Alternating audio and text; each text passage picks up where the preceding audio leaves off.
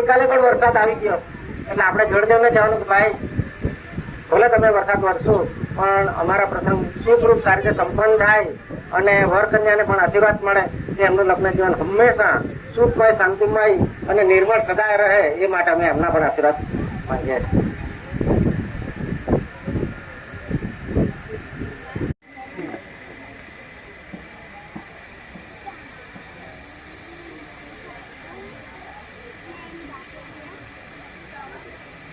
આપણે અગ્નિદેવને પણ પ્રાર્થના કરીને કહેવાનું છે કે જે અગ્નિદેવ તમે જેમ પ્રકાશ ફેલાવો છો તેમ અમારા વરકન્યાના જોડાને પણ હંમેશા પ્રકાશમય રાખો અને એમનું જીવન હંમેશા સુખમય શાંતિમય નીવડે એ માટે અમે આપણે એમના પણ આશીર્વાદ માંગીએ છીએ તો અમને આશીર્વાદ આપવા.